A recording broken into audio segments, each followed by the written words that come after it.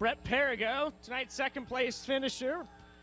Plenty of fans here, Brett, and a solid second place finish. Yeah, I got to shout out the Turn 2 Terribles over there. They're all a bunch of good guys to hang out with, talk to. I really like them.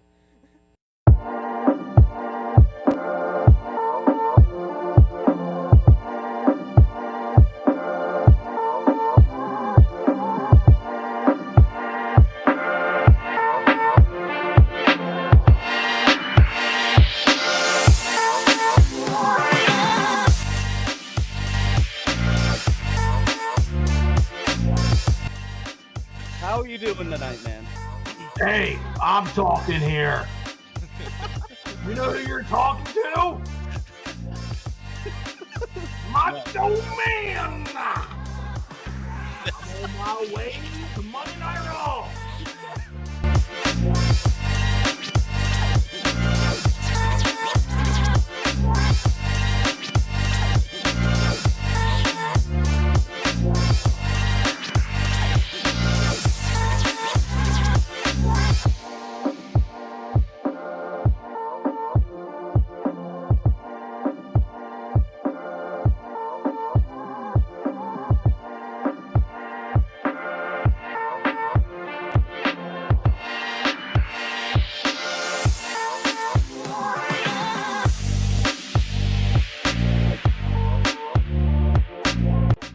How do I want to answer the second one? Your choice. It's a trap. I feel like it is. I feel like he's setting up fights in the front stretch is what he's trying to do.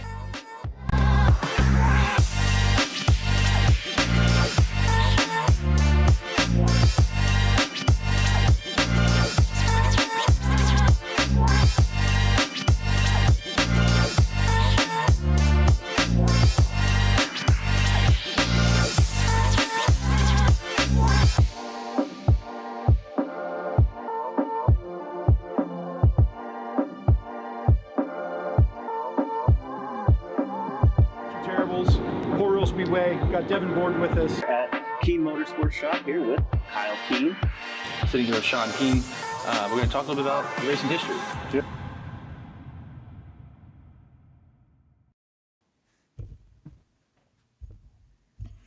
What's going on, everybody? Happy Monday, March 17th. Happy St. Patrick's Day. I am Jimmy. I'm here with Jay-Z. Chris is being an amoeba somewhere. He may or may not join us. But we are the Turn 2 Terribles. Thanks, everybody, so much for joining us tonight. We got a lot to talk about. A lot of racing this past week. We had 358 opener with the 410s at Lincoln. We had 2 Outlaw races. We're going to get into everything about High Limit. You know, you got off to a rocky start. We'll talk about everything else in between, and we'll take a look at next week. As always, put your comments, your questions in the chat. We want you guys to be as much as this part of this conversation as us. What's Jay-Z? How's your St. Patrick's Day so far? It's a Monday. Really nothing special about the day for me. But what am I drinking? I'm finishing up my Southern Comfort Black and some Coke Zero. Just about empty. I'm going to need a refill from the liquor store soon. But no, it was good. Good day. It was nice to get out to the racetrack again this weekend. It was like we're getting one a weekend at this point. So I'll take it for now. Geared up for maybe a multi-race weekend? Yeah, Question mark? Maybe? It might. We shall see. But no, doing good, man. And if Chris joins us, we hope he's doing well. I mean, critters being critter. At least Matt got my pun there. I'm drinking some Red Table wine, so cheers. Before we get into all that, we want to give a shout out to our friends over at Vertical for Life. Did you know every 22 seconds a veteran loses their life to suicide? The great people over at Vertical for Life are dedicated to helping prevent veteran suicide one beat at a time. We're proud partners with Vertical for Life. We've been talking about them a lot. They accomplish this goal through education. They assist veteran organizations to raise money through music, help our veterans gain access to life-saving resources. They just had a St. Patrick's Day party concert a couple bands playing at the VFW in Dillsburg on Friday. They have another show coming up in a few weeks, April 12th at the South Mountain VFW in Dillsburg. Honey Pump. It's open to public. Veterans are free. $3 cover for members. $10 for cover for non-members. 7 to 10 p.m. April 12th. That's a Saturday, I believe. Yeah, so go check it out if there's nothing going on. That's presented by Vertical for Life and Metal AF. So thanks to everybody over at Vertical for Life for supporting the show, and make sure you go support a good cause. Let's get into this past week. And we'll start with first the rainouts. And we'll talk about a lot more about High Limit, their Thursday, Friday kind of fiasco. But they ended up, their first show got partially in. They got through time trials, and then the rains came, of course, in the desert, figures. And then Sunday, Williams Grove, obviously, there was a lot of severe weather coming through the area on Sunday. Williams Grove wasn't going to be able to get that, and they canceled. Good call by them. So we're going to start with Friday night, the first race of the week. The World of Outlaws down at Kennedale Speedway Park in Kennedale, Texas. Giovanni Selzi wins this one from the pole. David Gravel second, Carson Macedo third. Anthony Macri gets an 8th place finish after setting quick time and winning a heat. Carson Macedo, Sheldon Hodenshield, and Garrett Williamson all won heat races as well. Bill Baylog, the hard charger, 12th to 5th. There's honestly not a lot to say about this one because it was rubber. Pretty much the entire feature. There's some guys who were able to pass, but it was pretty much just a bottom feeder kind of feature. What do you think about this one, Jay-Z? Nothing. I didn't watch a lap of it. I was in bed early. No, actually, I was trying to watch. Wait, what night was this? Friday. This was Friday when they were still. No, I'm sorry. I was doing. I don't know what I was doing, but I was in bed trying to keep up with the High Limit fiasco or not fiasco, truck race, whatever. Woke up and saw the Geo one, and that was about what I know about this. And then I heard rubber. So knowing that track and what I watched last year, you see what you see. The heat races were pretty good, I thought. And then I don't know what it was. Even by the time the dash rolled around, it was kind of starting to rubber. They tried to do some track prep, it just didn't work. It sucked for Macri because I think he drew the 7 in the dash, and really there was nowhere to go. He was probably the fastest car, at least in the beginning of the night. He dominated his heat race. He set quick time by, I think, more than like 0.2 of a second. Like, he looked really good. The heat races were actually pretty fun. There were two lanes. You had a top and a bottom, but I don't know. Something just happened where it ended up rubbering down, and it wasn't a terrible race. David Gravel was, of course, right on Gio Selzy towards the end, but hard to make any moves there when it's one lane. Baylog made it work. Yeah, for sure. There's a couple guys that were able to, but it really wasn't. I mean, obviously, you see Hunter Schoenberg moved up a couple spots, but pretty much everybody kind of finished where they started. Just kind of what it is. Let's go to Saturday then, and we're going to keep it local. We're going to go to Lincoln, 410s. First night race of the year, and it stayed warm. The rain stayed away. It didn't come till much later. Freddie Raymer gets it done from the pole. Chase Dietz second, Danny Dietrich third. Both of those guys off to a fire start here this season. Your heat race winners were Chase Dietz, Jeff Halligan, and Gerard McIntyre. TJ Stutz was your hard charger after taking a pretty hefty tumble in his heat race. He was able to get back out there for the B main, transfer in, go from 22nd to 14th. Jay-Z, you were there. What'd you see in this race? Man, it was this time of the year, you just never know what you're going to get. First night race of the year, I don't think the night had anything to do with the track. It was just, the weather was completely different. You would have thought it rained all week. It didn't. It was just they woke up and it was like drizzly and like misty all morning, and it just soaked into the racetrack. They barely. I talked to Fred Putney, and they only put three loads of water on the track, which is like nothing. Yeah. And it was 10 out of 10 heavy. Ended up being fantastic. They ran it in the cushion a little bit. I didn't love that, but man, it was okay because they were ripping around there in the feature. They got done hot laps, and they were still only like the 13.9s at the end of hot laps. It was still that heavy and slippery. It wasn't gripped up. Now you could tell how sticky it was, but they weren't like blazing fast after all the 358 hot laps and the last session of the 410 hot laps. It didn't get like blazing fast like it seemed like, but it stayed fast all night. Not a ton of passing here, obviously. There's some guys, there's 13th to 8th, there's 11th to 7th. You see a couple of those. But everybody could run really hard, and everybody could run on the cushion. What I saw standing in 3 and 4 in this feature was that these guys would just get in 3, lay it on the cushion, and just as hard as they could run it. And it was different, but it was kind of cool to see. They were just giving it all it was worth in the feature. Now, you couldn't jump over it, but if you got on it, they were ripping pretty good. And I'll say this, like, Chase Dietz, man, like, he is on go from corner 1. Like, to make up and have to pass Danny and had to pass Jeff and had to pass Chad and had to pass a couple of these guys, like, he was there, and he was there the whole time. Like, Freddie never really, like, got away, even through lap traffic. Chase was, like, fell a little bit back, but, like, Freddie messes up, Chase is there. So it was, and there were some cautions at the right time probably to keep some clean air for Freddie, which was huge. But he did his job, and against Chase and Danny, who won every other right there. So, I don't really care where you start. You finish in front of those two right now, you're doing it right. So it was good for him. He was pumped up in victory lane. Probably He was jacked up. one of the most animated. Like, I've seen that twice probably from him, and getting out and just really animated. That was one of them. I know that had to mean a lot to get back in the car. They tore up one last week, not of their own doing.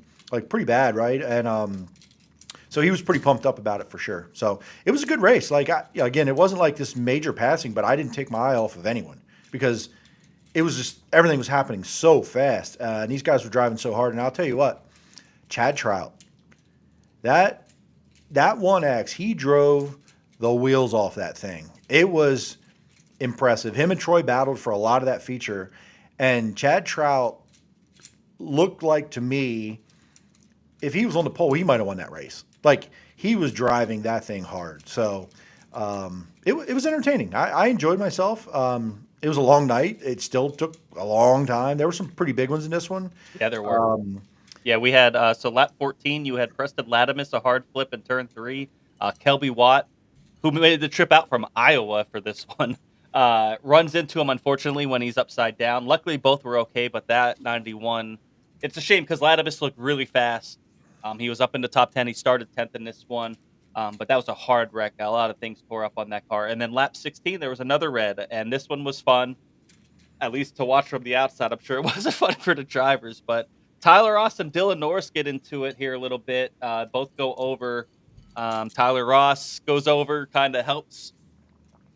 He gets out of his car, kind of goes over, kind of helps Dylan Norris' car get flipped back over, and then gets right in that cockpit and starts yelling at him, and to the point where he has to get held back. From the replay, it looked like Norris just kind of abruptly closed the door in turn 4, but it was hard to tell from the replay on Flow, really, because it kind of, at the same time when that replay started, Dylan Norris is ahead of Tyler Ross, but Ross is on the top, thinking maybe he's going to stay low. I don't really know, but obviously Ross was really upset. And, he was done for the night, but Dylan Norris was able to get back out there. Yeah. So the Preston Latimus wreck was interesting. A lot of people saw as he was flipping, but what a lot of people didn't see unless you caught it. And I was kind of in the middle of the backstretch, and I turned left and I watched this start, and I watched the whole thing of it. And a lot of people didn't notice it, but this wreck started on the straightaway. And so at Lincoln, when guys like turn down into turn 3, they make the wall dirty and brown on the straightaway still, like where they first cut the car. Yeah. He cleaned off a strip about 15 feet long with his right rear on the outside wall. He got up and hit the wall, and it got up on the wall then and caught the catch fence and took off. He hit that that wreck started while he was going in a straight line and hit the outside wall with the right rear in the straightaway. It was very reminiscent of J.J. Lawson his first year and his rookie year, did the same thing down into 3. Just Very because where he was similar. at. Yeah, very similar that way. So I don't know if he didn't he just lost kind of the depth perception of where the wall was, what happened there. But I'll be honest with you, I'm glad they were okay because Yeah. that was big, and they were still at they're ripping around there pretty good, and that's the end of the straightaway, the fastest part of Lincoln. Thankfully, he's okay. Took some pretty big hits there, and that Kelby Watt, man, seen that kind of stuff before, but that looked like an impact. Like that didn't look like wing on wing, It kinda looked like a almost soft on landing. cage almost. Yeah, cage on cage. It was not great. So I'm glad they were okay, and I hope Kelby Watt has the car was okay, good enough, because I hear you might see him stay in Central PA this coming weekend. So It's cool. Good. he may hang around the area. We'll find out about that. Keep an eye on his socials. Talked a little bit about their people, and they weren't sure, but they may stay around and try to get some more racing in this weekend. That'd be cool to see because I think he was in that Bill Rose car last year around National Open time, and he looked good. Like he surprised me. And now he's back in his own family car, and it's cool to see him come out. Obviously, Knoxville, they're not racing for at least another month. I don't think they race till end of April, beginning of May, maybe. So obviously, trying to get some laps in, and maybe not necessarily going where these major tours are, trying to get some different laps in different places. So it was cool to see him come out. Sucks for the ending, and I hope he does stick around. It's always good when we have out of towners. Yeah, for me, watching at home, Brock had a good run here. Troy had a good run. He had a motor go out though. He was holding on for dear life in his heat race. He had to make a motor change. He wasn't able to get his. They were doing the championship presentation from last year, and he wasn't able to do that because they were busy changing the motor. So good to see him come back out, rebound, and get a 6th place. Still run fast, still run strong, and yeah. And then, but I really think that what stood out was just Freddie's still here. You know what I mean? Just good to see them get a rebound. It's there was some controversy after, and I was confused myself watching it because Flo had their camera on Freddie the whole time after after the checkered. Pretty much was he went over to the scale, they pushed him forward. There's a lot of talking going on, and then you see a push truck get behind him, and he makes an entire lap back around through the pits. Instead of pushing him out to the track, out the victory lane, all the way through the pits and go back to the scale. So it looked like, and for what it sounds like, is nobody was at the scale when he went there the first time, and they were just going to push him maybe to victory lane, but maybe somebody said something, and he went back to the scale after they finally got somebody there, which is something that this is too many times now of hearing that. Of just like somebody's not at the scales or something like that. So hopefully they could get that figured out so we don't have to keep having this as a controversy. But they did the right thing, brought him back around, made sure they scaled him, and then took him out the victory lane. Yeah, I really didn't want to talk about this, and I said I wouldn't, but Well, I talked about it, so sorry. huh? I brought it up. I'm sorry. Well, so here's my thing. I don't know how angry I want to be at this because the only times I've heard about it is when Freddie was involved. So is that why? If this has happened twice when he's been involved, has it happened more and just nobody dares to talk about it, or is it because Maybe. it's Freddie, or Right. is it no one's around on purpose? Right. So I haven't heard about it at Lincoln ever before. And twice, the last 2 times I've heard about the scale thing was involving Freddie. So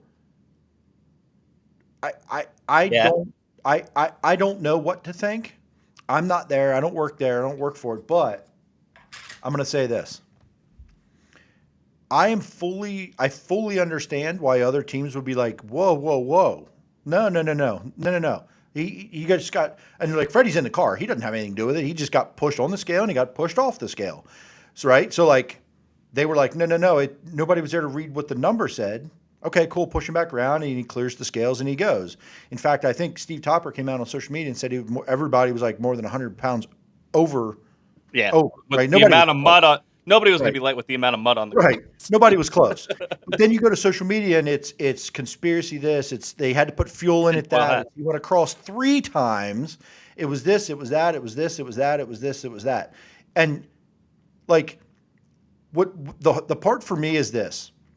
People are letting their emotions dictate what they think they see.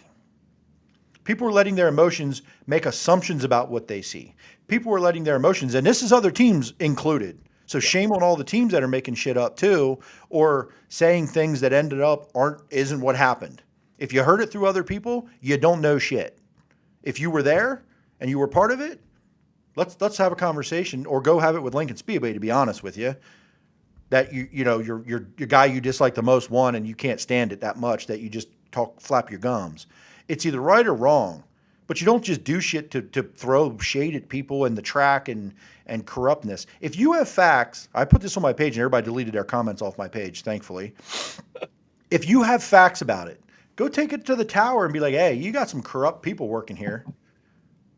But the fact of the matter is they pushed him back around. They pushed him back around and he made weight. Mm-hmm. If this Fred Putney, Fred's awake. He always tells me we have to start our show earlier because he's in bed. There's a new guy working first night, he says. And listen, they did have it on social media a couple weeks ago. They were looking for someone to scale cars. Absolutely. And if this is a training moment, hey, here's what we got to do, then you did it. Yep. No problem. But don't then go, oh, it was Freddie, he's cheating. Or the team cheated, or Lincoln cheated. Stop it. Mm-hmm. I've been hearing this for 2 generations. There have been new owners, new track management, new everybody since the first generation of Raymer. Now it's another one, and the track. All these new people that own the track and run the track are doing the same thing they did for him. Stop it. Grow up. Yeah, you're not 9 years old. Grow the fuck up. Yeah. I'm tired of it. It gets really exhausting.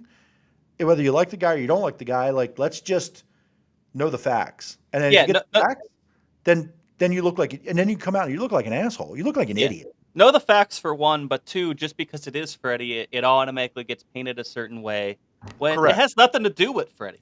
You know what I mean? Really, it's just he's just kind of the pushed off the scale.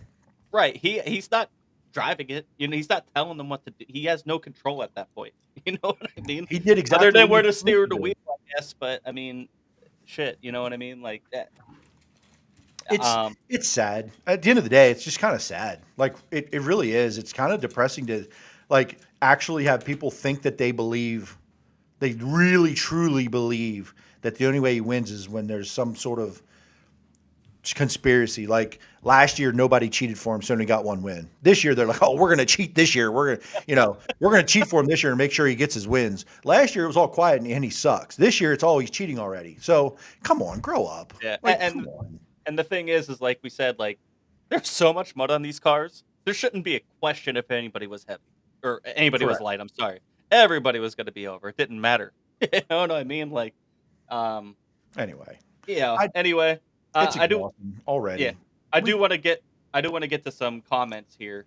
Brandon Gibson said that is pretty annoying, and being a watcher from the stands is the first I heard of anyone skipping scales. I guarantee you, in turn 4, if Danny skipped scales, you wouldn't hear a word. Which, I mean, maybe. You know what I mean? Danny fans are definitely louder than the Freddie fans there, but there are Freddie fans that would probably say something. And he even said, I made a post stating what happened, everyone thought happened, asked for answers and opinions and on what happened, and found out the truth and stuck with it, which is, wow, look at that. We talked it out and we figured something out. I was asking questions at home watching it because the full cameras, ironically, had it on the entire time. I'm like, what is he? Like, if it's a scale problem, maybe you have to reset the scale or something. You usually push them off and push them back, just roll them right back. You don't have to go all the way. I'm like, he's doing an entire lap. Like well, he had to because there's cars lined up behind him. Right, exactly, and I get that. Yeah. Right. And that was my thing. Like, okay, he rolled him back around. He was one of the first cars across, pulled in, went up on there, or the first car maybe, right? Because they want to get him to victory lane, which, okay, there could be a procedure there. That's fine. But now you got cars in line, so you have to roll back around the long way, around the access road, because you can't just back up and have everyone else back up. So, like, yeah, it took time, and it, whatever.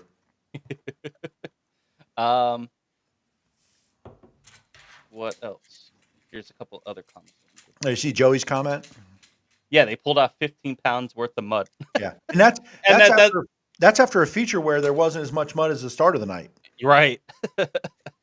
Just It was still yeah, heavy whatever. though. It still looked heavy. Mandy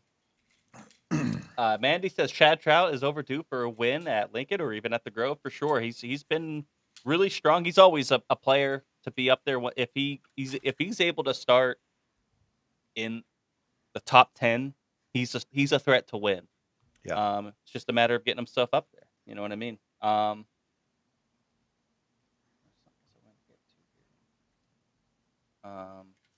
Oh, I feel so bad for Preston Latimus. That was rough, says Mandy. Absolutely. I thought he looked really, really good. He's somebody that I kind of have high expectations for, even as a rookie, but this is kind of a rookie thing to happen. But man, did he look fast. He really did.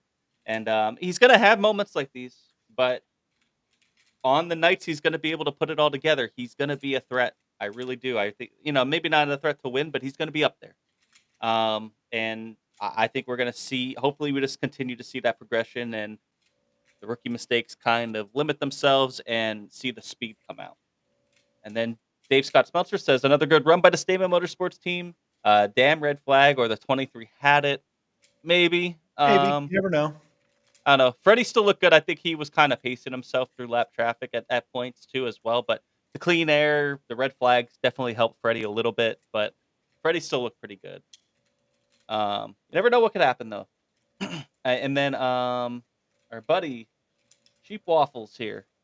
Easter weekend Outlaw races the opener. He's talking about Knoxville. He's from that's Lath, right? I think so. Yeah. That's Lath. He is a part-time Brian Brown crew member. He's a buddy with us, so shout out to him. He's our resident Knoxville expert. So yeah. So let's go into the 358s.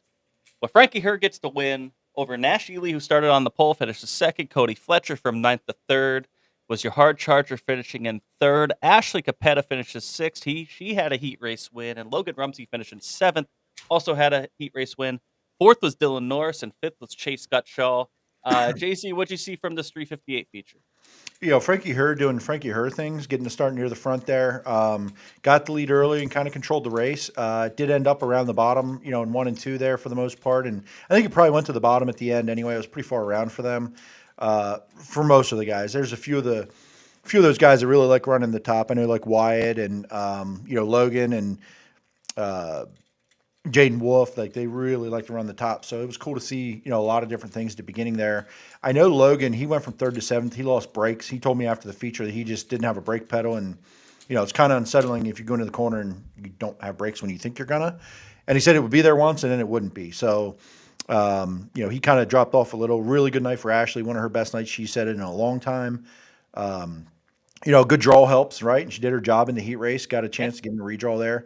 Cody Fletcher kept standing out to me. I every time I see this white car, I'm like, who's it's so good. It's I'm like, so it's nice. I love the white car, but I'm not So used good. to it yet. So I saw a white car coming, and I'm like, wait, who is that? Oh, that's Cody. Like, okay, Cody's passing cars. Like, okay, here we go. So that was cool. Nash Ely back in the 358s, really good run. First night out for him. Expect to see him in the 358 division this season, unless some plans change and they get some 410 motors. But yeah, it was. This is kind of what we expect. Chase Gutshaw, good draw. He's good enough to stay up there. Steve Owings with a brand new team. Looked like a parts from 3 or 4 different cars, but a brand new team in a 77 there. So I don't know, what the deal is there. But Tyler Rutherford, 15th to 9th. Looks like that's a tie for the hard charger. Yeah. Jaden Wolf, as of Motorama, said he didn't have a motor. Apparently they were up late the night before putting a motor in a car, and they got something. They got out there. And Yeah. he got there. Paint on that car is more black this year with some red. Pretty cool. Austin Reed, 17th to 12th. Good run for him. First night out kind of first night out with that ride. But again, a big one in this one. Real big wreck in this one. Braden Mickley, Cole Small, Tom Sensini Jr. was in it. Man, I only saw as it came across for me. I don't know what started it. Braden said he still doesn't know what started it. But he knew what it hurt. So he was okay. I think he's obviously real sore right after. I'm sure he's hurting Yeah, today. that was tough. Safety equipment did his job. He made a post, thanking his safety equipment, but it was big. It was very, very big. So thankfully all those guys made it out okay. The other one I'm gonna give a shout out to is Eli Tuckey. I'm friends with Nat, his dad. Eli's, kind of second year in these cars, and he's going to probably be the main Tucky driver this year. Did a really nice job. Came out of the heat, did his job, made all the laps, didn't tear anything up. Did a lot of learning. So shout out to those guys, and I love this field. I love this division. It Looking wasn't. forward- It wasn't quite the 40 cars you were predicting, though. Listen, okay, all right. No, but it was still a great turnout. But I'm going to talk about it. I am no longer speaking out loud on what I think car counts are going to be because I get myself all hyped up about it, and then I just look like an idiot. I'm only gonna talk it's about- so hard to predict this early in the It season is. too, because you I'm don't gonna know talk you about don't what know I who's observe. you don't No know more who's guessing. ready. You don't Yeah. know who's ready. You don't know who's ready but is not willing to go in this weather. There's a lot of factors in there. When you start getting into June, that's when you could really start to really kind of predict what car counts are going to look like, because you know who's rolling and who's ready to go, and you have a better idea of who's running where. So But yeah. here, real quick, Joey loved Lincoln. Didn't have to mess with the tires. Raced great. He just needs to. He said, "I just wish I knew what I was doing." Billy Dietrich, a few comments later, said the track was dog shit. So there you go, right? Even racers aren't sure. They don't always agree what they want, right? No, they know what they want, but they don't agree Yeah. on what they think it should be. So that just tells you they're as conflicted as we are as fans sometimes on what we like, right? So kind of interesting there, like that. Tyler says Ashley Capetta said she that was the best she felt in 4 years, and she looked really good. I mean, Running up front makes you feel Yeah. better for sure. for sure. Running that up definitely front is feel good medicine. Aiden Hare, he was scheduled to start 7th, but I don't think he took a lap here. Do you know what happened there? He dropped 2 valves in the motor in his heat. It was Hmm. dying. It was dying as the heat race went on. It was sounding it was sounding sicker and sicker as that heat went on, and they blew it up. So basically, so he did not make it out. Santos says Dylan Norris always puts on a show in that 6 car. Yeah, he always puts on a show, that's for sure.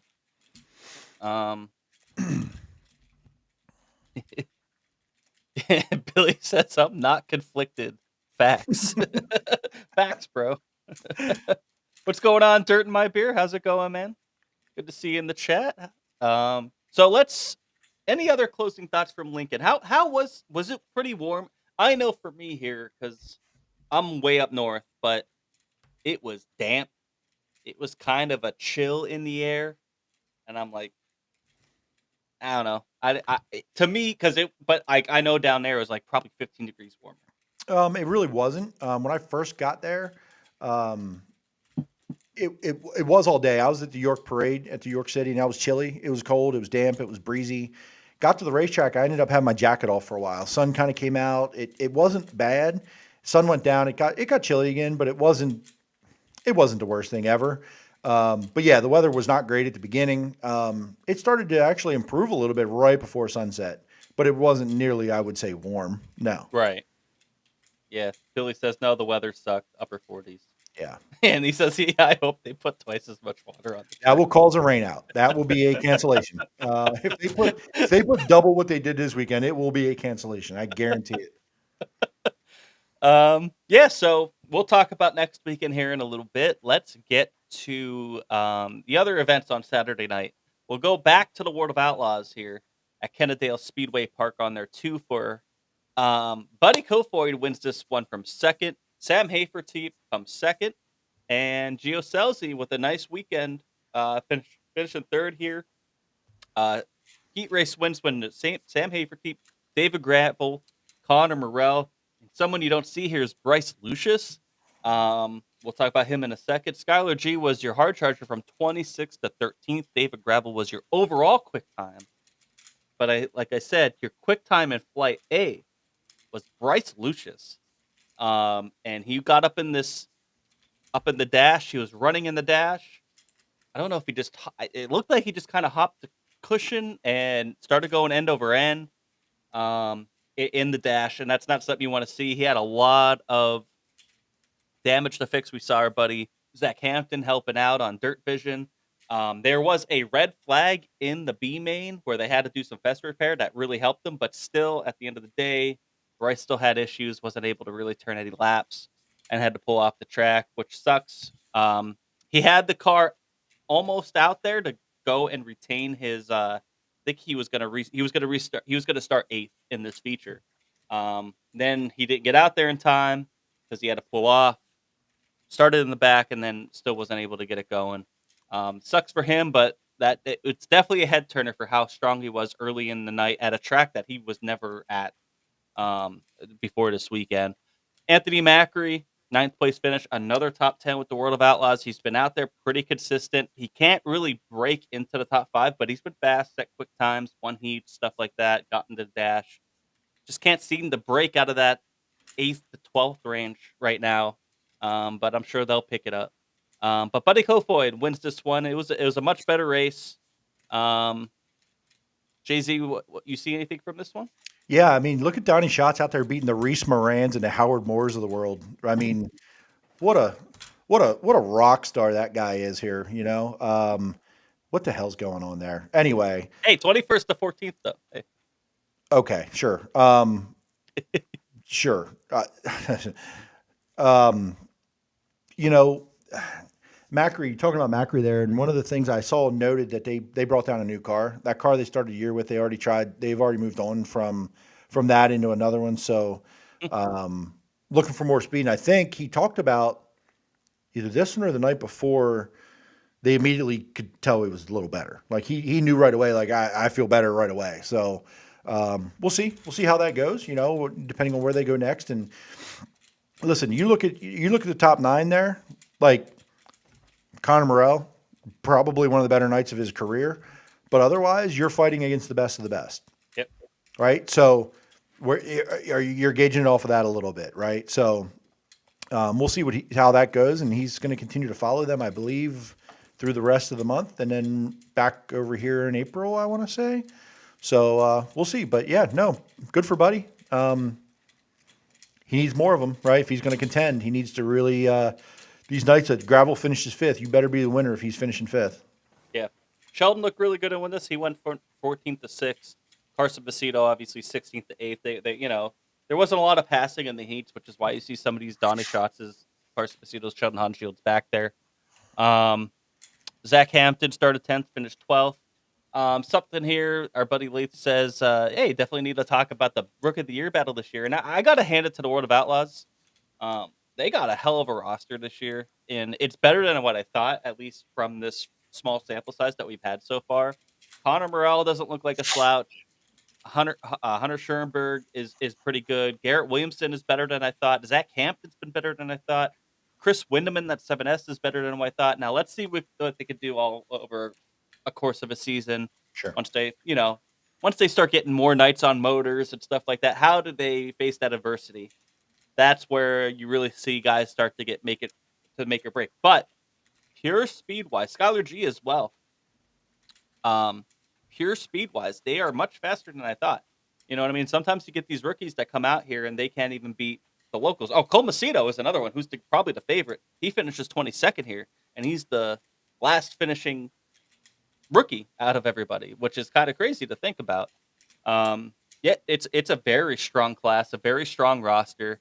And we'll talk about here with High Limit. This is going to be their year to put on. Yes, sir. Heifer Teep, yeah, with a good run. You know, he's a Texas local. He's won here a lot at Kennedale. Started on the pole, got passed by Buddy and wasn't really able to pull him off. Brandon also says Garrett Williamson has been an extremely consistent contender for Rookie of the Year. Hasn't used provisionals yet, and always mid-pack or higher, which I agree. Like I said, he's one that really kind of has exceeded my expectations so far. Him and Conor Morel are really two of them, and Zach Hampton and Chris Windham are right there in that next group. So let's get into High Limit. There's a lot a lot to talk about here with High Limit before we get into the results here of the feature. Let's start with Thursday, Friday. Thursday, before anybody gets on the track, they have a press conference announcing their new franchise system. No longer calling it charters, and Brad Sweet explained why, and I think it makes more sense. It is more of a franchise system. Look at some of these numbers starting in 2026. If you have one of these 10 charters, which actually only 4 are locked up because Roth 83 they've forfeited their charter that they earned last year by not having the 80 somebody run an 83 car on that tour this year. So now there's 6 charters up for grabs. Look at this money. This isn't points fund money. This is just franchise money on top of your points fund money, on top of all the purses throughout the year. First place in the charters would get $425,000. 10th place, $150,000. And again, the points fund is already right up there with the World of Outlaws. If not, I think it's still slightly bigger. So when you start looking at some of these top 5 teams, there's potential for some of these teams to be making close to $1 million every season throughout all this. 2.6 guaranteed in 2026, 2.9 guaranteed in 2027. If that all goes well, they'll add 5 more franchises in 2028 and 2029, where that'll bump up to 3.4 million guaranteed and 3.7 million guaranteed just to the franchisees.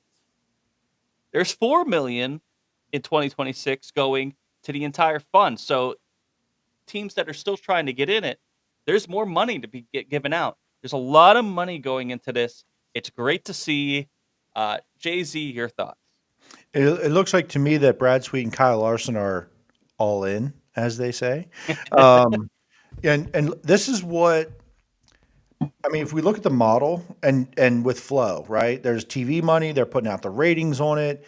It's a mini pro franchise style. The way they're doing it, it's revenue sharing from views and streaming, injection of sponsor money, injection of other money. This is they're taking this to a professional level. We thought we knew what a professional level of sprint car racing looked like. This is probably what a professional level of sprint car racing looks like. We think. We don't know if it'll work. I mean, listen, none of us know what the future holds. If we had a crystal ball, we all would know, but damn, this thing could fold up and they run out of money in 2 years. We don't know. We don't think so. Right. This is all like, hey, this is what our plans are. We don't know what it's going to end up being, but I know that if this a team doesn't look at this and go, oh, they're fools.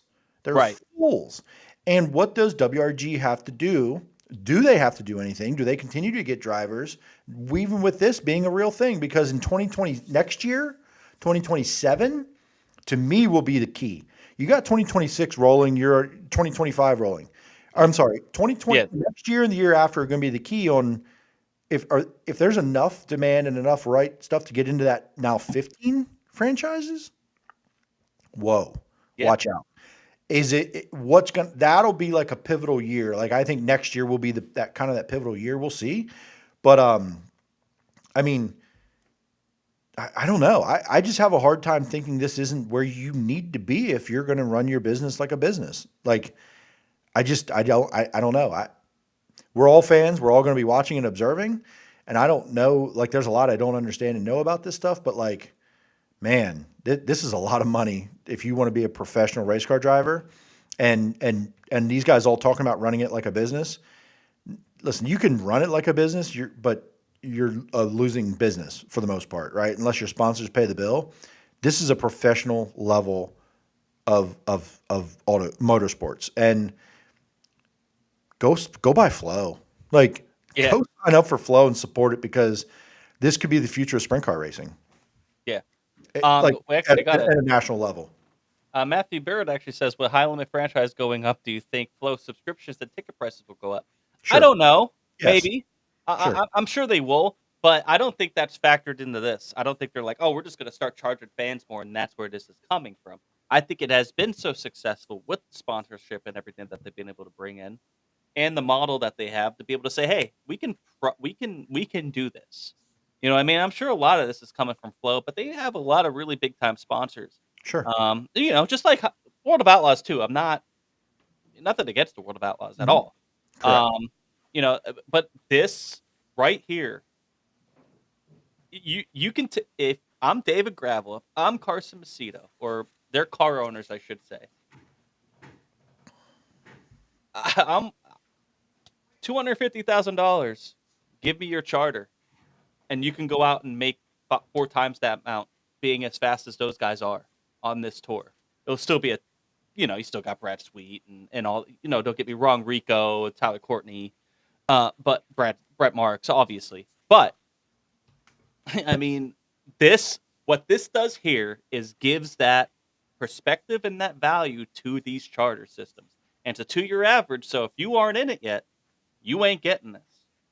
So you have 7 guys, 8 guys right now, or 8 teams right now, fighting for 6 more charters this season. You can't just switch now and try to get it. So it's going to put a value on those charters that if a Brett Marks, say, in a couple years says, I'm done touring nationally, let me sell this charter to another team. It puts Franchise. a franchise, I'm sorry. It puts a value on it. You could get a lump sum or whatever deal you want to work out. And you look at this because those teams now saying, well, if I pay $250,000 for this, look at 2028. We will go win that. If we go and win, this is even the points fund. I mean, the points fund is like $350,000 or something to the winner, plus the 600. You know, plus the 600,000. Like it's pretty crazy. So it's there's a lot of money being thrown around here. Obviously, we'll wait. You know, we'll see. But what this does do is start to illustrate that picture of what the value actually is and how it's going to work. I think it's a great thing. This was way bigger than I thought it was going to be.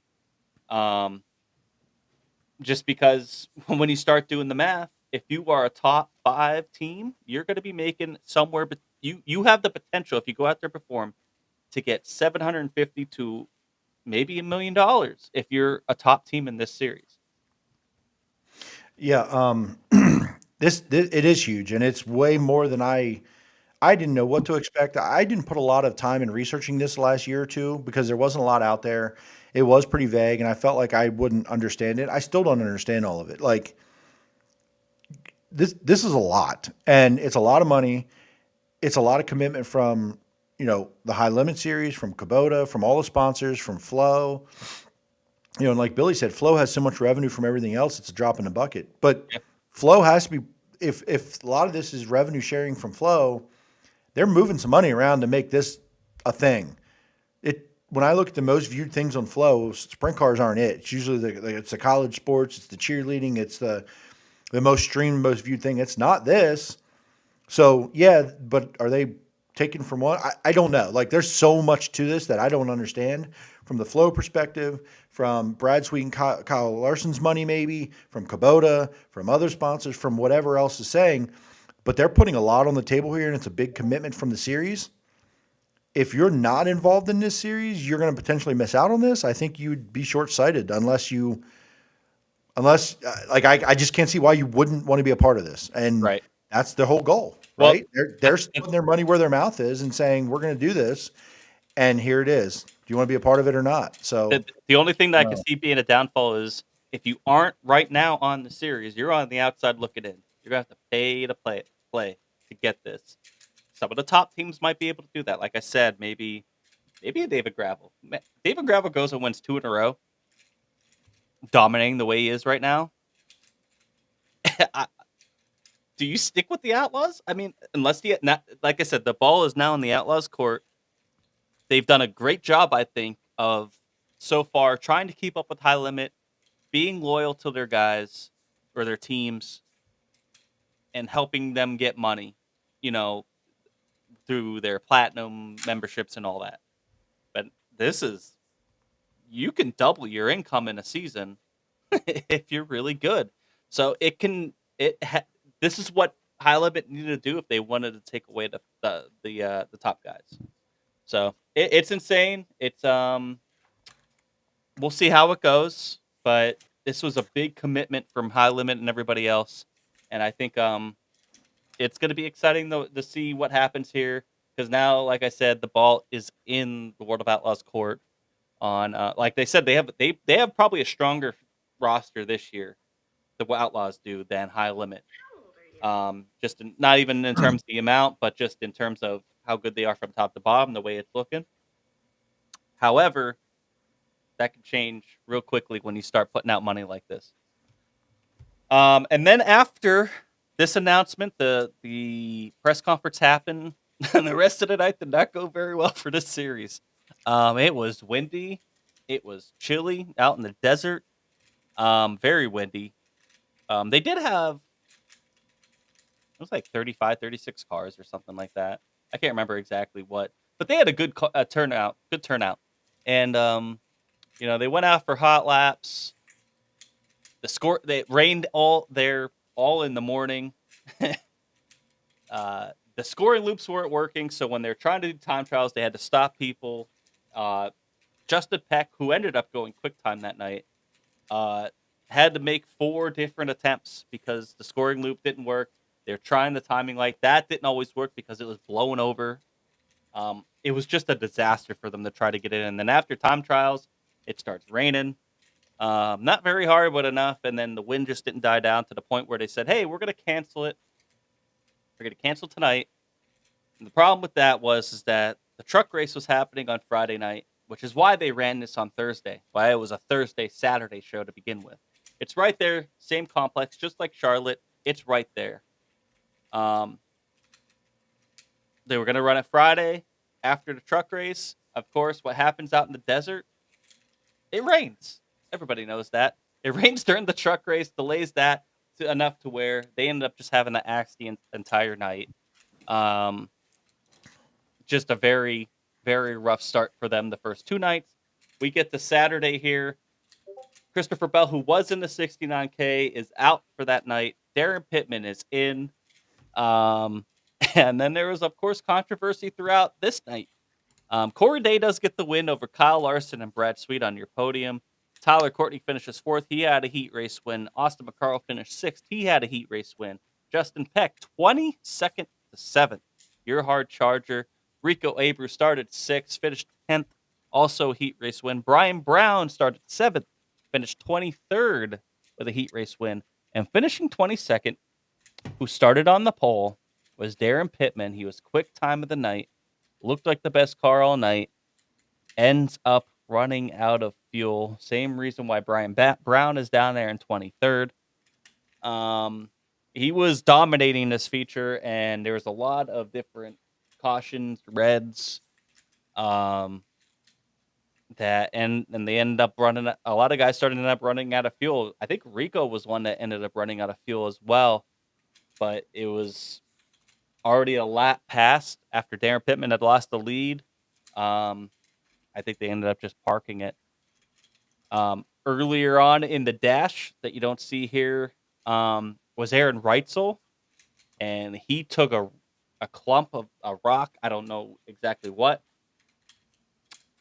to the face, to the point where he was trying to get off the track real quick, broke his nose, many stitches.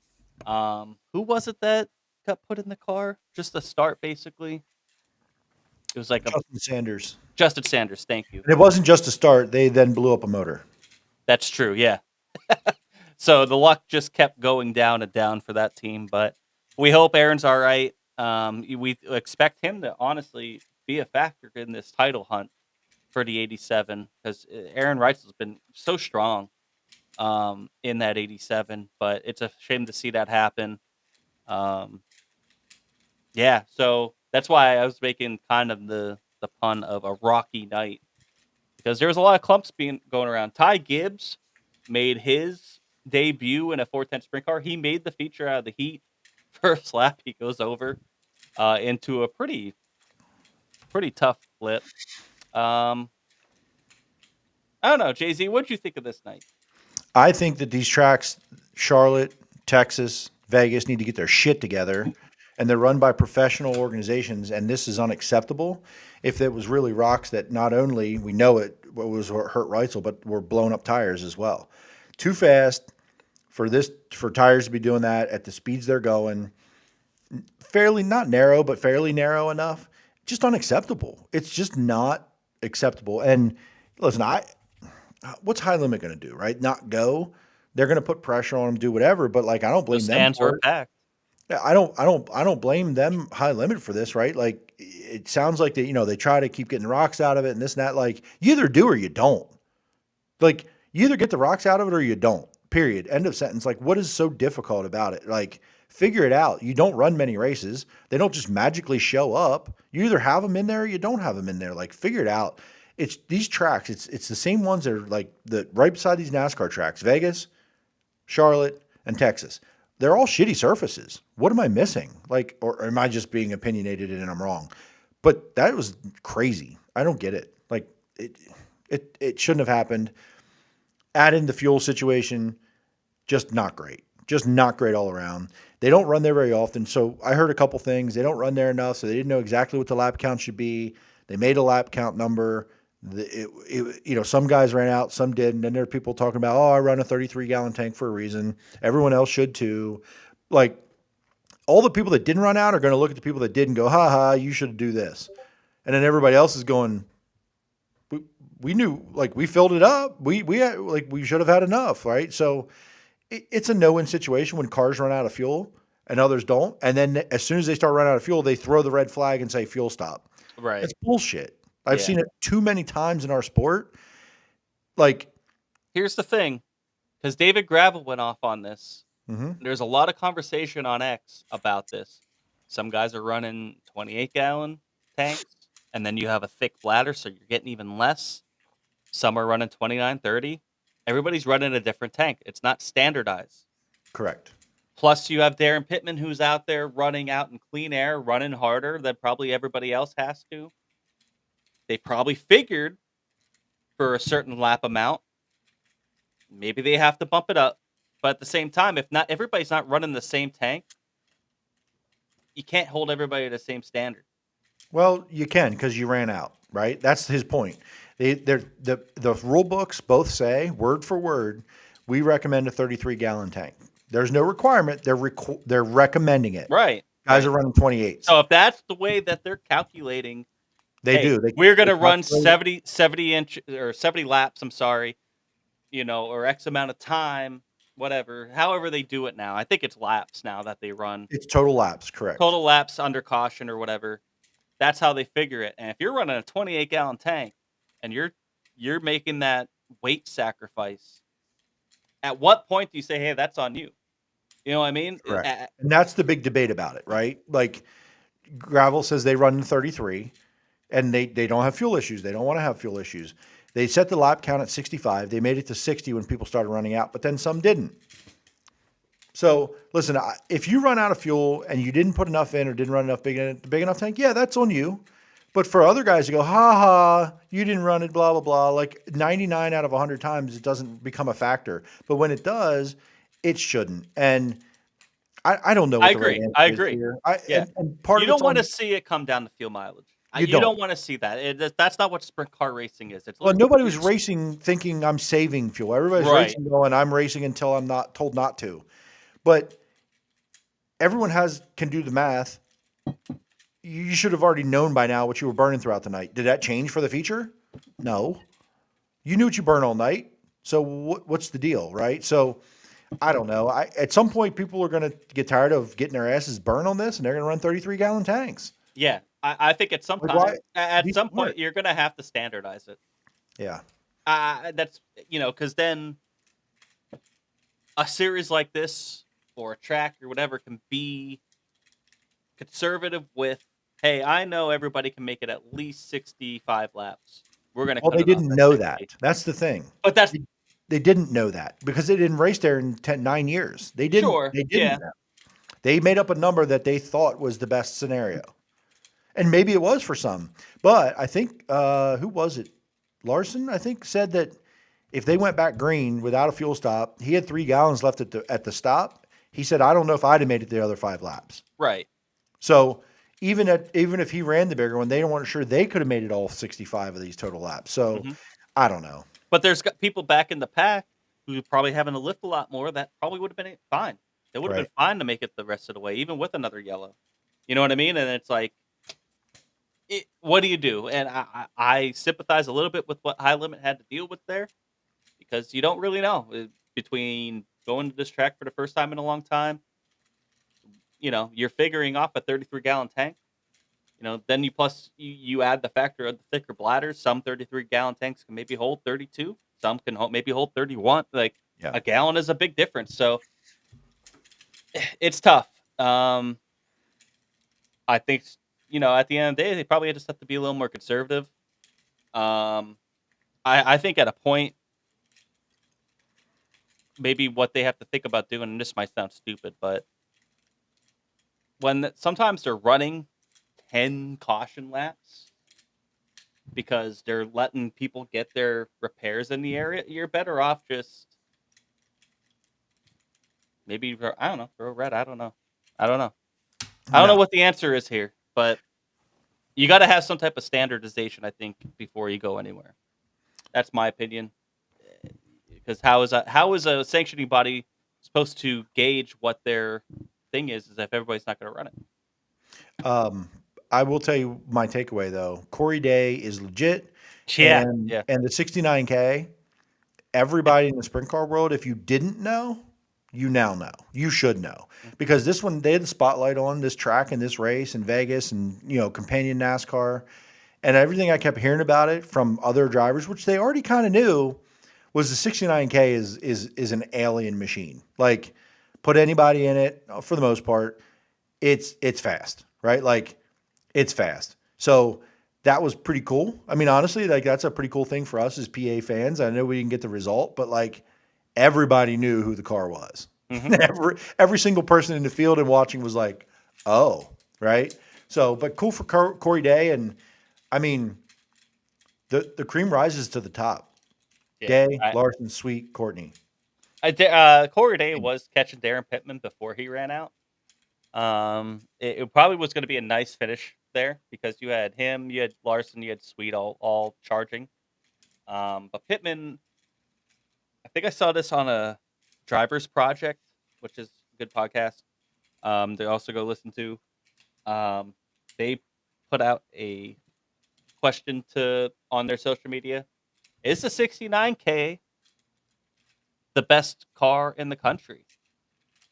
It has been so good. I mean, obviously they have great drivers in it right now. I mean, you get Darren Pittman and Christopher Bell in this car. They can win anything. It might be. I mean, obviously they're doing their pick and choose schedule. They're picking where they can go. But man, that car is fast everywhere. And it's so cool to see. It's cool to see them travel out, get a guy like Christopher Bell and Darren Pittman in these cars, and go out and compete every single night that they're out there. It's awesome to see. Yeah, I mean, if you look at just cars and say the raw speed cars, the big game gravel car, and the 69K, right? Like, there's other great cars and drivers. I'm not taking anything away from anyone else, but if you put them up there and go head to head, the best two race cars out there right now and can do whatever they want to do when they want to do it, gravel in the big game too, and the 69K. Like, I mean, last year, right? Ryan Smith jumps in it at BAPS, goes out and sets the track record in his first laps in the race car. And he's like, the thing, it drove itself around the racetrack. Like, you keep hearing that. Like, he just said you turned and it just stayed there and it drove. Like, makes my job easy. That's awesome. It's pretty cool. Randy Oberlander says, we don't need more rules. Running out of fuel is on the team. So there you go. There you go. There's one perspective right there. Get to a couple more comments here. The rocks and fuel should not have happened, says Mandy. I could agree on the rocks. That's a shame that happened. The fuel, though, again, the sanctioning body there, I think race control, they're in a very tough place. They're trying to go off of what they know from other tracks and everything.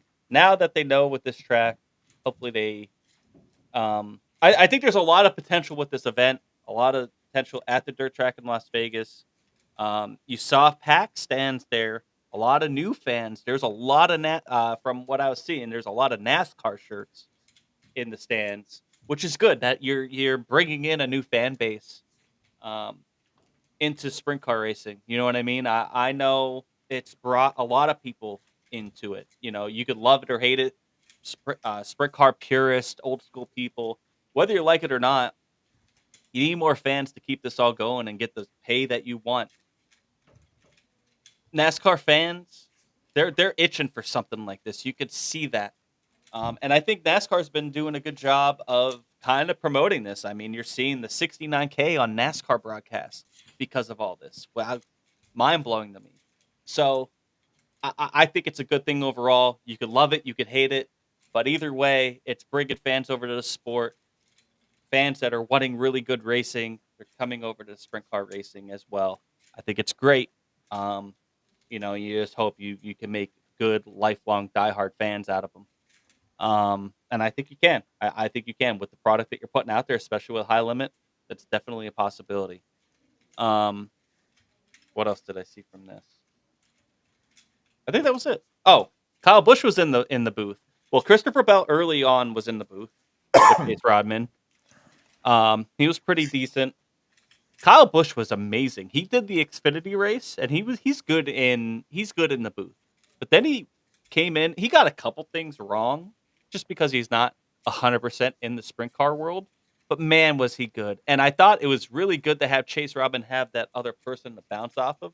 But Kyle sounded great in the booth. He was really awesome.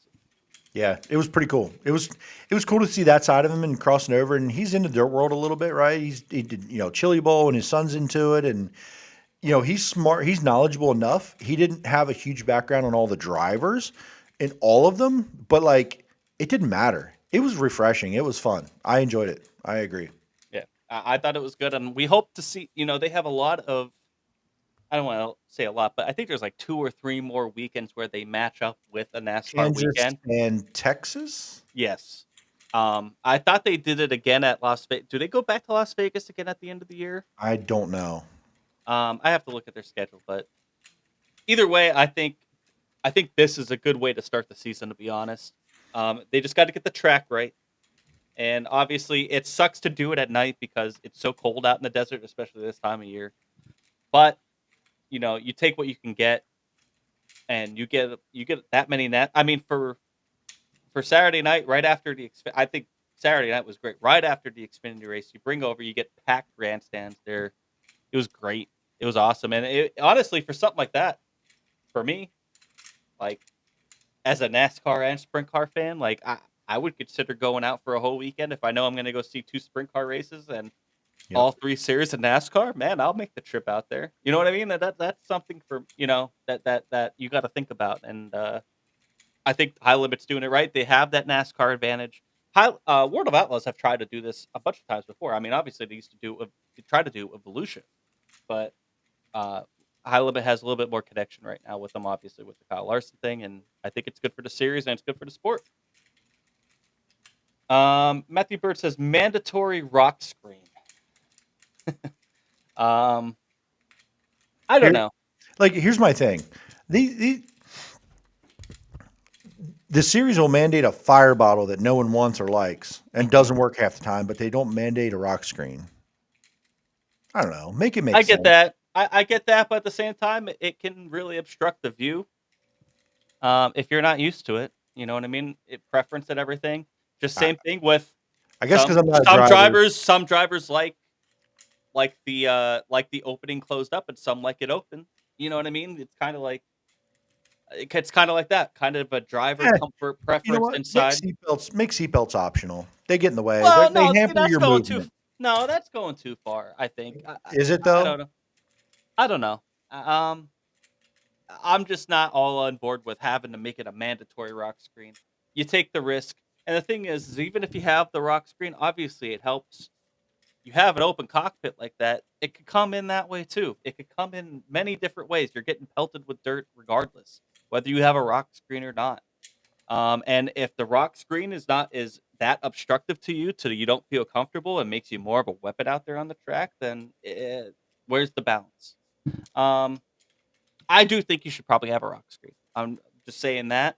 But do we have to make it mandatory if we're not going to make all these other things mandatory? Gail Thomas says, huge fan. Thank you. Hey, Maybe buddy. he might be talking about the mandatory. Yeah, probably not rock us. I mean, we don't really Probably have not us. fans. Nobody really likes this, but Matthew Bird says I don't wear seatbelts. Well, we okay. know. We can tell. Thank you, Kale. He said no, you guys. Thank you. Thank you so much. Derek Hawkins chat. It's no different than driving a car with the wipers on. You look past it. I get it. For sure. Derek, some of you guys have trouble looking past the front wing, not just, like that's enough trouble as it is. Put a rock screen in front of that yet? They're going to be blind. Hey, Mandy says it came through where the drive. That's what I heard too. Came through with the driver's side from what I heard, not where the rock screen would have been. So yeah, you're just. It'll help, but I don't think it gets rid of this problem. What gets rid of this problem is your track's doing its due diligence to get these rocks out of the surface. That's the number one thing. Yep. For sure. Daniel Lee, something to consider for the Outlaws. Do they add a race or two at the dirt track at Charlotte when NASCAR is racing at Charlotte? Could NASCAR move the championship race to where to coincide with the World Finals? NASCAR will never move their final race to accommodate a dirt track. Yeah. No. And here's the other thing. I don't want them to do that because one of the weekends that Charlotte has a race, it's Memorial Day weekend, and we don't want to see that not be a high limit date. So the only other date would be the Roval, which is usually around. Is that late, around right? Tusky 50 or is it after? Yeah, Tusky it's 50? late. It's late. It's like in like October. So maybe like Roval weekend. I don't know. It's a good question though. It's good to think about. I don't think you need to double up with NASCAR every weekend, but I think 3 or 4 weekends a year is a huge advantage for high limit, and it's something that they should continue to look into doing. Like I said, the Outlaws have done this for a long, long time. It's not something new. It's just high limit really trying to maximize it and really doing the promotion part of it. It is. It's in November. Thank you. Kale Thomas says, I've always had rock screen. We once rebuilt a new car, forgot the rock guard. It took me after hot laps to get it back on. It helps that much, even with just dirt. So again, I'm sure it helps, and I see probably at least half of the drivers running them. But let's not pretend like it would stop all the rocks coming through either. So it's like a flu shot. It doesn't prevent them all, but man, could it help? It definitely helps. Yeah, absolutely. I agree with that. That's a good analogy, I think, right there.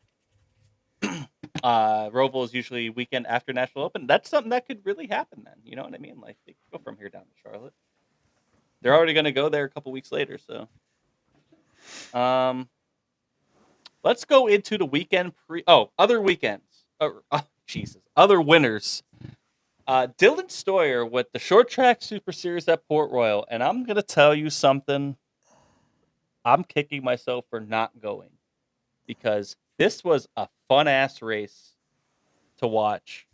Dylan Stoyer held off Matt Shepard.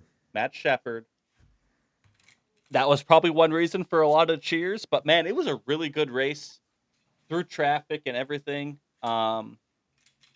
Just the modifieds are really fun there. It is kind of like yeah, no, there's no shot. This is but going to take this much time on the show right here. That's about it. But I will say, I am going to try to get to it next. I keep saying it, but after this year, I'm like, I didn't go because just kind of the weather. I was doing some other things. I'm like, I'm not going to get there in time. I'll just watch it at home. I should have went. I'm kicking myself, and I hope a lot of other fans are because what an awesome event. Those pro stocks that they have are awesome. I wish we had them here much more than what we have as street stocks or pro stocks or whatever the hell you want to call them, extreme stocks now. Those things are awesome. But yeah, just a lot of cars came out. It looked like it was a pretty good weekend for Port Royal.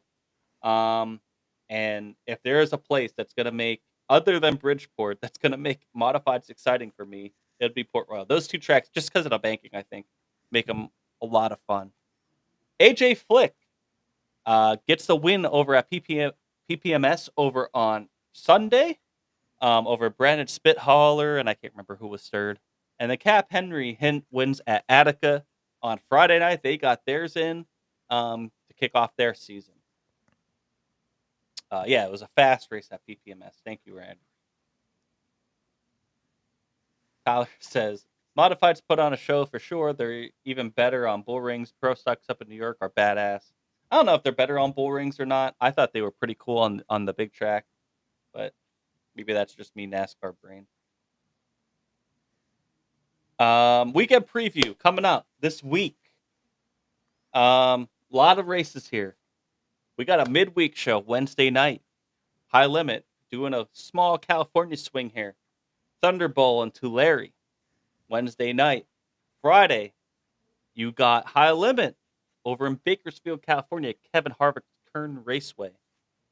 You got the World of Outlaws, first of two nights at the Cotton Bowl Speedway in Page, Texas. And then right now, Williams Grove, 410s and 358 sprints after they were canceled on Sunday. They start their season 7 p.m., $20 to get in. You also catch it on Dirt Vision on Friday. Going into Saturday, we got Paris Auto Speedway in Paris, California for the High Limit Series. Again, the second night of Cotton Bowl Speedway in Page, Texas for the World of Outlaws. Port Royal, 4 p.m., 410s and super late models. Hopefully they get this one in. $20 to get in or catch it on Flow Racing. Lincoln, 410 and 358 sprints, 6 p.m., $20 to get in. No streaming for that. And then you got BAPS with their regular show, Super Sportsman, limited late models, extreme stocks. They also got classic cars, and they will have an open practice, $15 to get in, starting at 4 p.m. High Limit, of course, on Flow. World of Outlaws, of course, on Dirt Vision. Now, I say this all with a little asterisk. Let's take a look at the weather long term here, and these forecasts have been pretty good. You know, I'm just using AccuWeather to make these forecasts, but they have been pretty solid so far when we do them on Monday, that they've kind of held true to the next weekend. It looks nice on Friday, 55 degrees and sunny, no rain. However, 40-mile-per-hour wind gusts in the afternoon and a low of 35 will make it interesting to see if Williams Grove gets in. That's going to be tough once the sun goes down. 40-mile-per-hour winds. It's going to be clear. It's going to, be really windy. So let's keep an eye on that. It has gotten warmer. When I did this yesterday, it was about 5 degrees cooler. It was only going to be about 50 degrees. But no rain, which is good. And let's see how that wind holds up. I did 2 Saturday. Go ahead.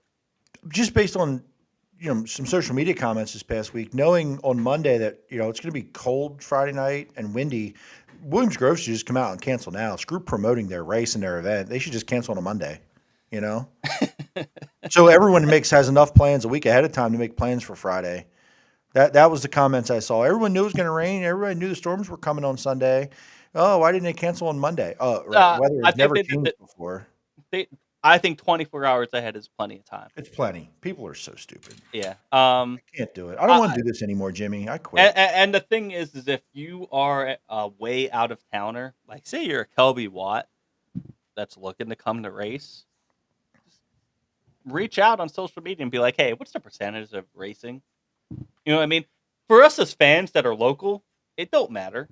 If it's 24 hours ahead, that's plenty of time for you to change your plans. So don't get crazy. Like I don't understand. I thought they did the right thing. They canceled at noon on Saturday. They waited to see until we saw it all week. We all kind of knew, but if they would have canceled on Thursday, people would have been saying, hey, why didn't we wait and see what happens? But obviously Williams Grove made the right call last week. Let's see what happens on Friday. Like I said, it does look sunny, nice, kind of warmer, but as soon as that sun goes down and with that wind, it's going to be tough, I think. And, as much as fans will bitch when it's 30 degrees, as soon as that sun goes down and 40-mile-per-hour winds, you would be bitching that they didn't cancel it. Saturday, 2 different forecasts here. Port Royal, 58 degrees, but showers, 60% chance of showers on Saturday. Lincoln looks better, 16% chance of rain, 58 degrees, 34 degrees at night. They start later. Port Royal, starts at 4 p.m. Sunday looks really good. It looks really nice. If I'm Port Royal, if this forecast holds through like Thursday, I'm looking at, let's go do a 2 p.m. Sunday show. Let's get one in. If Lincoln gets theirs in, cool, and we have our first, if the wind kind of goes away for Williams Grove, we could have our first 3-day race weekend here in PA. I don't know. Let's see what happens. I'm all for it, but I think that's a good possibility that I hope. Now let's see what happens between Port Royal and Lincoln. Like I said, Lincoln looks really good for Saturday. They have much less chance of rain. It could change, but I would say, I would hope they would have the communication that if they were going to cancel, let Port take Sunday. Let them get a race in already. You know what I mean? So, that's my take. I would hope that's what they would be doing. But I know Sundays for them are weird for Port Royal. So, who knows? So does Williams Grove take Sunday then? Maybe. I don't know. Give me that daytime Williams Grove, baby. Give me that daytime Williams Grove race. Either way, the best day of that weekend looks like Sunday. But let's see. This is 5 days ahead. Who knows? It's already changed a little bit in 24 hours. It looks warmer. The chance of rain has gone up a little bit, but it looks warmer. So that's a good thing. I think we should do like Thirsty Thursdays Jimmy weather reports. I will absolutely do that. I did see Brandon Gibson before said he appreciates these graphics, and I appreciate the appreciation. This is something I want to do more. I think this helps a lot. I not just with the race day forecast, but with all the results and everything. I think that's a nice new element to what we're doing. But appreciate people noticing and pointing it out. So shout out to those people. Yeah, I'll try to do this on Thursday and see. My personal opinion, though, I'm not asking you to do more work, brother. No. It really, once I got like a template down, it's just a matter of getting onto a computer and doing it. But my personal opinion is, if that wind looks like it's going to die down, run Friday by all means. You can't move up Friday, you know what I mean, and run when it's nice and warm. But the wind is what's going to be what you're going to be watching out for. I mean, 40 mile per hour wind gusts, whether it's 50 or 30, you're not going to want to run in that. So I hope Williams Grove gets in. If not, and if Port Royal has to cancel because of rain, I hope that they take the Sunday show. I hope one of them, if they both get canceled, I hope one of them is able to run Sunday and that they have that communication between each other. But if not, I mean, still, listen, it's early in the season. It's only March. There'll be plenty of other races. If that doesn't happen, you're going to make that show on Sunday a doubleheader with 410s and 358s if the Grove would take Sunday, says Tyler. Yes. Oh, yeah, man. Why not? The answer is yes. Because I think the following Sunday is BAPS, I believe, on a Sunday. 410s and Super Sportsman. Wait. Allen. Which BAPS Right. 410s? I just have 410s on there. On the 30th? Maybe it is just 410s. It could Or just is that be 410s. 358? I think it's a 358s with them that day. Oh, okay. Yeah, because the 358s don't race Saturday. Lincoln has 410s wingless Super Sportsman 29th. Port Royal's 410s super lates and limiteds. Friday's 410s wingless Sportsman. So that Sunday is BAPS 410s 358s on 330. Memphis Smiley. We'll be at Grove Friday. Last race. I will see in person for a little bit. Going to boot camp. Stay doing the podcast. Love watching and will keep me updated for when I'm away. Thank you so much, Memphis. Good luck. And yeah, hopefully we can get it in on Friday night, so you get to see at least one more race before you have to get out, go off service. Wyatt Hamaker says, "I'm ready for my dad to run Saturday at Port." I hope so too. I know that they were there on. Were they there on Friday? Yes. Testing. There was a couple 410s at the open practice Friday morning. Logan Wagner being one of them. Doug Hamaker, G-Mac. G-Mac, Austin Bishop, I think was one. Maybe I'm wrong. Yep. There's a couple. There's only like 5 or 6, but there were some there. There are a lot of cars at that open practice, though, in general, with a lot of modified, super late models, limited late models. Taking some laps around there Friday morning. Eric says, Tulare is worth staying awake for in the East Coast. Always a great race there. Absolutely. Christopher Knoll. What a crazy thing that happened at Port Royal with the tow truck. How about this? I don't know what happened exactly. To me, it looked like they were taking the green for hot laps, but the tow truck was still coming across the track, and a modified was trying to get out of the way. I don't know if that's exactly what happened, but a modified got into a tow truck at the infield entrance at turn 4, and the tow truck went over. It tipped over.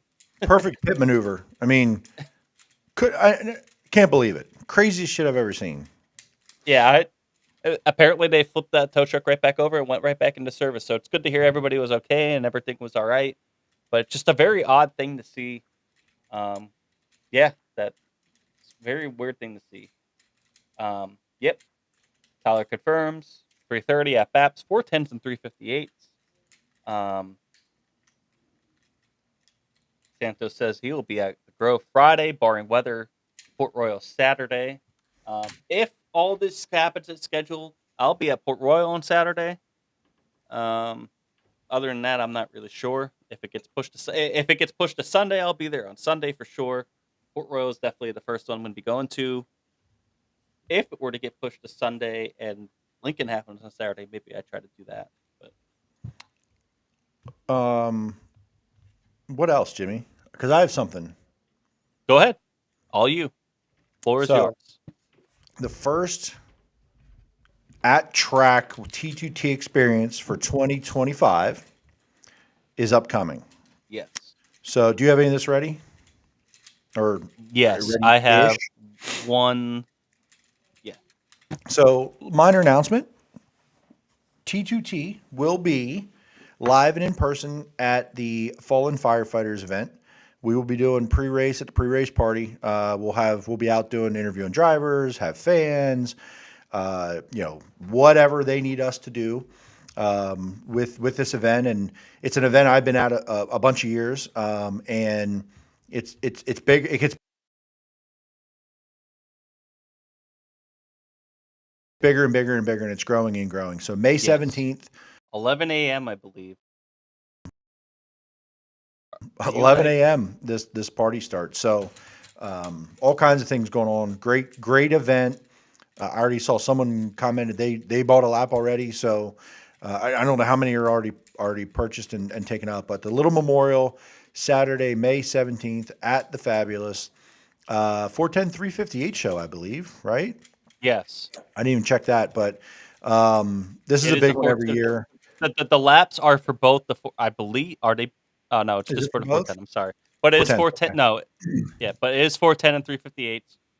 Pre-race tailgate party at 11 a.m. Also, because I was already talking about my girlfriend about this, I'm like, I plan on taking the camper down Friday night, getting down there because it's going to be an early Saturday. They do have a band Friday night. The Detours from 6 to 10 p.m. So they're making a whole weekend out of this thing. So if you're into camping, it's going to be nice. That's the weekend. Is that the weekend before Weichert, before Memorial Day? Hopefully the weather's getting good. Hopefully the weather's good. Come out, enjoy Friday, Saturday, good weekend camping. All these events. You got a cornhole tournament at 10 a.m. on Saturday. You got more music from 12 to 4 during the tailgate party. But raffles, all sorts of stuff going on that day. And then you'll have us there as well.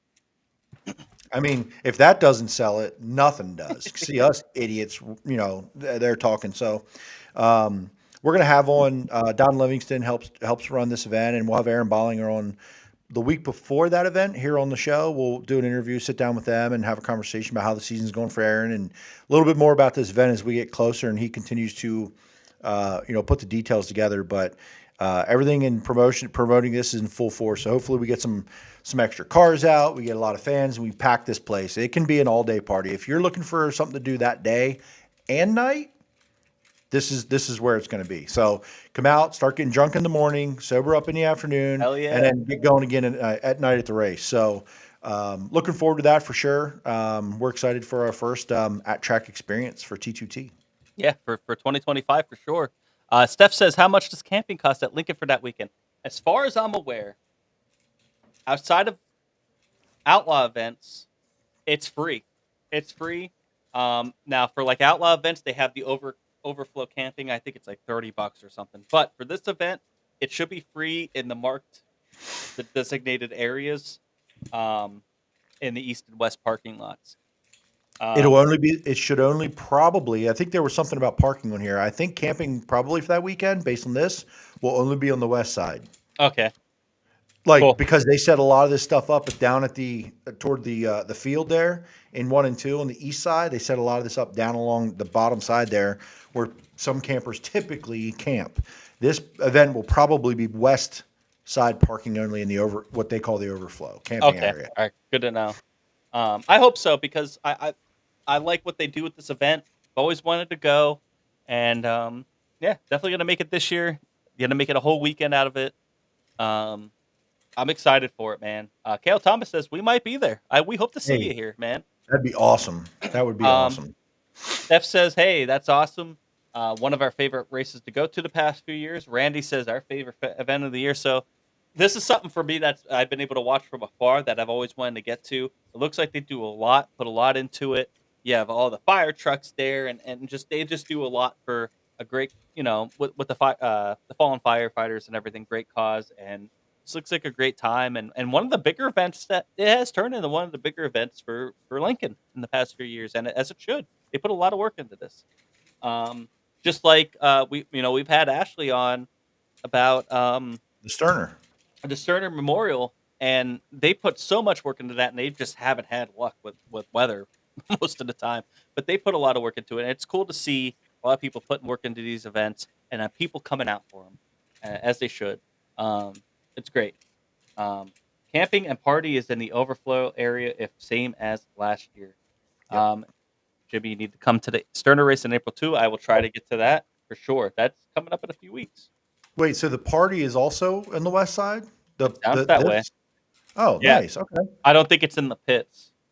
No, I was thinking a couple years ago it was on the east side. This event stuff was on the east side down by the end. So they may have moved it over to the other side. Okay, that's pretty cool. Because I did miss this last year, and I forget why. Oh, I think it got rained out. I think it got rained out. Yeah. Yeah, so maybe they did move that. So this will be part of the stuff as we get closer to everybody. You'll have plenty of time to figure out where everything is here as we get more details as well. So absolutely. Yeah, so just keep an eye on it. That's all the way in May, weekend before Memorial Day. So weather should be a lot better, and we could party it up all weekend long, baby. Let's go. I'm all for it. Let's do drink it and dump it before we sign off.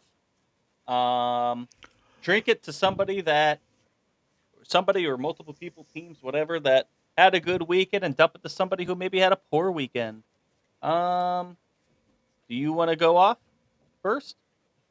Yeah, sure. I'll drink it to Freddie. Getting a win, knocking it out early, right? Last year was a challenge for him and everything. And I mean, what a day. Now, obviously, he knew this before this weekend, but Erin, his wife, went social media, and they're expecting their first child. She posted it that day on social media. So, and then he goes out and wins a race, right? And then, so pretty cool weekend for Freddie and his family, getting ready to be a growing family. Dump it. Listen, there's never a good weekend for torn up race cars. I hate it on week 3 of the season. It's going to happen. It's part of the sport. It's part of the deal. But I hate to see it for Preston. You hate to see it for a guy who traveled all the way in here, get caught up in that. Again, not that it's worse than any other wreck, but the circumstances, right? It matters. And then, these 358 guys, they spend all winter building their programs, and they might have one of some things, and, brand new fresh wraps, and, like all the work and time that was put into it, and it's gone potentially, right? So, man, just sucks for that stuff. We all hate it. And there were some big ones. And these tracks that the speeds are high, everybody's going hard. That happens. So I'll stick to the low hanging easy fruit this week. I'm going to drink it to Port Royal and the Short Track Super Series. Honestly, I'm kicking myself for not going, but watching it at home on Flow, they put on a hell of a show. I'm not a huge modified guy, to be honest, but I know when I go to Bridgeport, they're fun as hell, and every time that they're at Port Royal, they're really fun, and they put on a good show. And they had a lot of cars come out, and good for them to be able to get their whole weekend in and put on a hell of a show.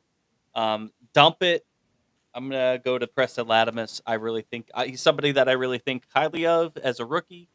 I think him and that combo with team can be really fast, and they showed some of that speed. But again, really tough wreck. Hopefully, he's okay. And I'm also going to dump it real quick just to the whole high limit weekend. I know it was probably overall a success from the outside, but internally, I know they had a lot to deal with, and I don't necessarily blame them or anything. It just, I kind of feel sympathy to them. Let's get to some a lot of fan ones. Before I get into that, Kale Thomas says All Stars are off in May. Looking at a Grove Lincoln combo weekend to prep our weekend over there. There you go. Great weekend to come on out. So hopefully we see you here. Jim Tenorelli says, dump at the tow trucks. Yeah, they had a rough weekend. Marie says, drink at the Geo. He needed it. And dump at the Preston. Steph says, drink it to the fire safety team at Lincoln this past weekend. They had a lot of work. Dump it to all the cars that were wrecked, but glad that they were okay. Santos says, drink it to DB ripping off a top 10 at Attica, Devin Borden, this past Friday. Dump it to Preston, but very impressed with his debut in a 410 race car. Tyler, drink it to Frankie Hurst, 62 years old, and got it done on Saturday. I didn't realize he was that. I knew he was older, but I didn't realize he was 62. That's awesome. And then dump it to all the stuff tore up at Lincoln on Saturday. You're going to have that sometimes. You're going to have those nights. Mandy, drink it. All the winners, especially local winners, Freddie and Frankie. Josh Berry winning a NASCAR race. We were talking about that in one of our chats, man. That was one of the best NASCAR races we saw in a while. And it helps when you have an awesome winner like that. Macker getting a quick time and a few top 10s after struggling a bit on the road. Dump at the Pittman, Reitzel, and all the drivers that wrecked. Ty Gibbs, Preston Latimus, Kelby Watt, etc. The tow truck at Port. And, of course, the rainouts. Brendan Zerk, drink it to the legends for putting on a great show at BAPS. Dump it for high limit, but not having an open red for fuel. I believe, was it Dellinger that won Super Sportsman? Man, I can't remember. I'm trying to think of who won at BAPS. I apologize. Scott Dellinger. Dellinger, and then was it the 23? Snook. You're right. No, Snook won the limited late models. Yeah, thank you. I had that originally in that graphic, but must not have saved. Jason Adams says dump it to the 69K and Pittman. Daniel Lee, I'll drink it to Freddie. Big confidence booster for him going forward. Dump it to the controversies, the conspiracies at Lincoln and Vegas. Lessons learned. Let's move on and continue to make our tracks here in Posse Land. Daniel, I drink it to you for having a level head on your head, on your shoulders, because that's the kind of attitude we need to have here moving forward. Yeah, we could be critical. We could be, we got to hold these tracks and people accountable, sure, but we got to make sure we're being reasonable at the same time. Lath says, dump it to Parego blowing a motor at Port each night. That sucked. He's one of the faster modified guys. He was he leading or he was second in his heat race on Friday night or his qualifier race on Friday night. Blew up, went out for his B main and blew up in that. So it sucks to see that. Eric Schneck says, Drink It Corey Day did double duty for what I think is the first time it put it on the pole for both and won the high limit race. That's true. Yeah, he didn't have the finish he wanted in the truck race, but he was fast. He's going to be a name we just continue to hear more and more of. Dump it to all the high limit injuries. Who's the other injury? Either way, hopefully a speedy recovery. Obviously, to Aaron Wright, so I'm not sure who else got hurt. Ty Gibbs, he might have been concussed if you saw his his pre-kid, his pit walk interview. Man, I don't even know if he was speaking English. Christopher Knoll, 21 Josh Berry and the Wood brothers winning 5 races together. Dump it to Olivia Thayer crashing on lap 1. That was a bummer. Was excited to see what she could do. Got caught up in another deal. Dave Scott Smeltzer, Drink to Freddie on the win. And the 23 Stamen Motorsports start to the season. Dump it to all the wrecked cars. And Jim Tenerelli says, Drink it to AmpAsetups.com. Oh, broken fingers for Cy Lynch. I didn't know that. That's first I'm hearing that. That sucks. Cy's the guy who's trying to go out full time. That's going to be hard to drive with broken fingers. And Steph says, Drink it to Daniel for having that nice level-headed comment. Kale says, Aaron, Chase Randall, Cy Lynch, someone else all got hurt this past weekend. Danny Sams got hit with a rock in the pits, according to Rodman. Jesus. Yeah, maybe get the rocks out of the track, man. Shit. Drink it like the Eagles beaner. Go Birds, baby. And Santos says, extra drink, as always, to you guys for putting on great shows week in and out. Thank you so much. This has been a really good show, and I think I know why. Chris, where's Chris? This has been really fun. It has been fun.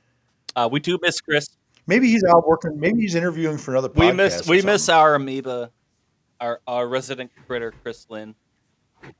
We hope he's back next week. He had something going on. He should be. He'll be back. He'll be back. It's always more fun with him. He's always very opinionated and always fun. Randy says, where is Chris tonight? Prison, maybe? Oh, fans got hurt too. Obviously, we need rock guards, but rocks suck. Yes. Cale Thomas says that. And yes, I agree. That would be the number one thing to try to get rid of would be the rocks at the track before we start going crazy about rock guards. But yeah, rock guards should help. All right, guys. Thank you guys so much. We hope we can get at least a 2-day weekend, maybe a 3-day weekend of racing here locally. If not, there's going to be plenty of racing to watch between Flow Racing and Dirt Vision. Thank you guys so much for tuning in week in and week out. We love having these conversations with you all. If we don't see you at the track this weekend, we will see you here next Monday. Thanks, everyone.